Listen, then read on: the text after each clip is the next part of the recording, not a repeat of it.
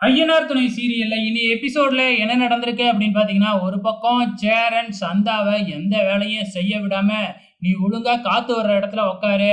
நீ கல்யாணம் ஆகி வீட்டுக்கு வந்தாலும் வீட்ல எல்லா வேலையும் நான் தான் பார்ப்பேன். உனக்கு வேலை செய்யணும்னா ஏதாச்சும் சின்ன வேலையா செய்யு. மத்தபடி எல்லாத்தையும் நானே பார்த்துக்கிறேன்." அப்படின்னு சொல்லிட்டு, "1/2 மணி நேரத்துல எங்களுக்கு வேலை முடிஞ்சிரும். அதுக்கப்புறம் எல்லாம் ஒண்ணா உட்காந்து சாப்பிடுவோம்." அப்படின்னு சொல்லிடுறாப்புல.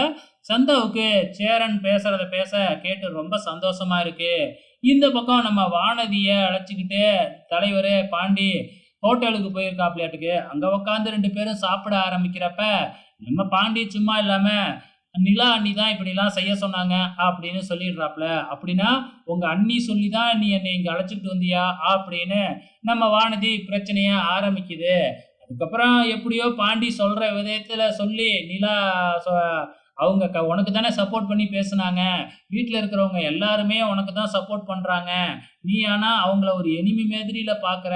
அப்படின்னு நம்ம பாண்டி, நிலா நம்ம வானதி கிட்ட பேசி எப்படியோ சமாதானப்படுத்திடுறாப்புல. ஆனாலும் வானதி வந்து பார்த்தீங்கன்னா, ஒரு கோவத்தோட தான் இருந்துகிட்டு இருக்கு. இங்க நம்ம சோழன், நம்ம நிலா இவங்க 2 பேரும் வந்து பார்த்தீங்கன்னா, புதுசா கம்பெனி ஓப்பன் பண்றாங்க இல்லையா? அங்க போயிட்டாங்க. இப்ப நிலாவும் அதுல ஒரு பார்ட்னர் தானே! ஒரு வீடு மாதிரி தான் எடுத்திருக்காங்களாட்டுக்கு. வீட்ட தான் ஒரு ஆபீஸ் மாதிரி மாத்தி வச்சிருக்கிறாங்க. ஸோ, இப்ப பால் காய்ச்சுறாங்க.